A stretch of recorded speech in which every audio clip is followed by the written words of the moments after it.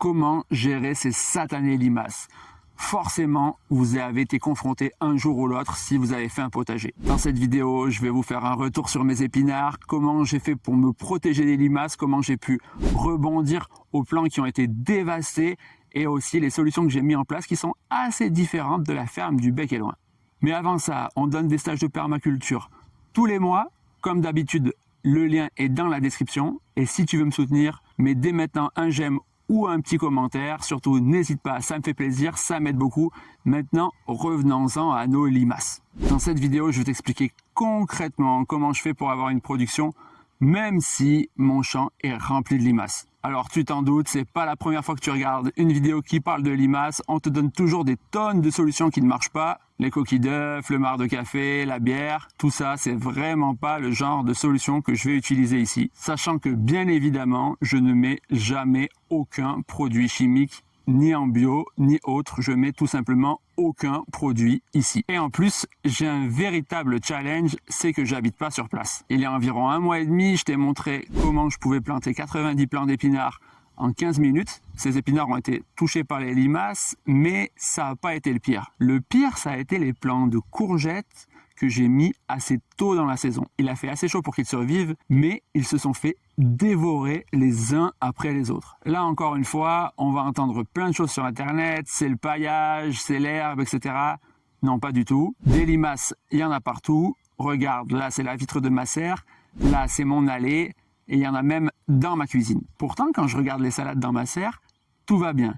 Elles sont remplies de limaces, mais les salades ne sont jamais attaquées. Qu'est-ce qu'on peut comprendre de ça? Eh bien, tout simplement que les limaces vont manger les plants qui sont en état de stress. Grosso modo, la limace, c'est l'éboueur du village. Elle va composter gentiment tous les brins d'herbe qui sont là et qui sont en train de mourir. Elle va juste accélérer le processus. La clé, elle est donc toute simple. Il ne faut jamais planter trop tôt et il faut éviter à tout prix que votre plant soit stressé. Maintenez votre sol bien humide, favorisez au maximum les différents microclimats, ce qui invitera la biodiversité à s'installer. Et vous verrez, petit à petit, ça sera d'autres prédateurs qui viendront vous embêter. Si vous voulez en savoir plus, on donne des stages tous les mois. Comme d'habitude, le lien est dans la description. Et c'est là maintenant que je vais vous parler de cette forêt jardin et de comment j'ai fait vraiment différemment du Bec et Loin. On est bien d'accord, le Bec et Loin, c'est un modèle de référence.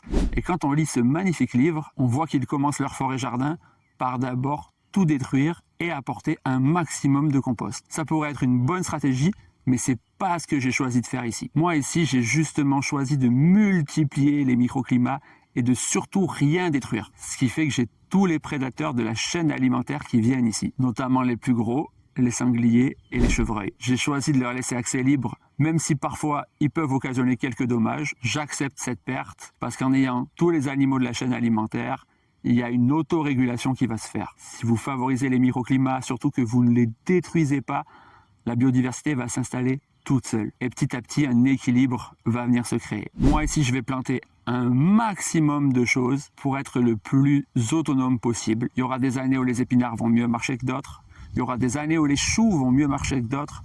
Il y aura les années où les concombres vont mieux marcher que d'autres. Il y aura des années où les courgettes vont mieux marcher que d'autres. Ici, mes épinards ont pas mal été retournés, sûrement par un petit mulot ou un petit blaireau. Tout ce qui a été retourné, j'ai choisi de le planter dans ma serre pour que ça soit un petit peu plus protégé. Et à chaque fois, je suis venu semer des petits plants de courgettes, car comme je vous l'ai dit, ils avaient été dévorés par les limaces.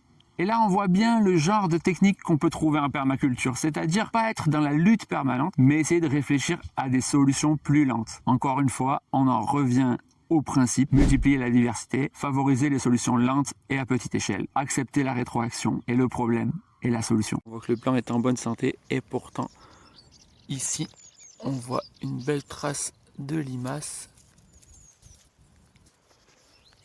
qui montre bien que quand le plant est vigoureux, il ne se fait pas attaquer. Et pour bien finir cette vidéo, je vais te partager un petit secret, une association qui marche vraiment bien pour limiter les attaques de limaces. Mais avant de rentrer plus en détail, je tiens à te mettre en garde. Fais bien attention, on adore en permaculture tout ce qui est association, mais lorsqu'on est débutant, ça peut vraiment être une galère. Il y a un principe sur lequel on s'appuie, et comme tu le sais, j'adore les principes, j'en ai parlé précédemment, c'est commencer petit. Grosso modo, Fais simple. Donc dans un premier temps, méfie-toi de tonnes d'associations. Fais des essais, remplis les espaces. Et ce que tu peux faire si tu as beaucoup d'attaques de limaces, c'est planter tout ce qui est ail, oignon et cette famille d'Aliacées qui est très odorante et qui va perdre un petit peu la limace. Pour moi, les conseils que je t'ai donnés précédemment sont les plus importants, mais ça peut quand même t'aider. Donc pour en revenir à mes petits épinards, tu le vois sur cette planche de culture, là où ils ont été retournés, chaque espace qui s'est libéré, j'ai décidé de planter un oignon. D'abord parce que j'adore ça, mais aussi parce qu'à côté j'avais semé mes courgettes et je voulais pas qu'elles se fassent attaquer. Voilà, maintenant que tu sais tout, je te laisse me poser toutes tes questions dans les commentaires. N'hésite pas à mettre un petit j'aime. Merci encore pour le soutien et à très bientôt.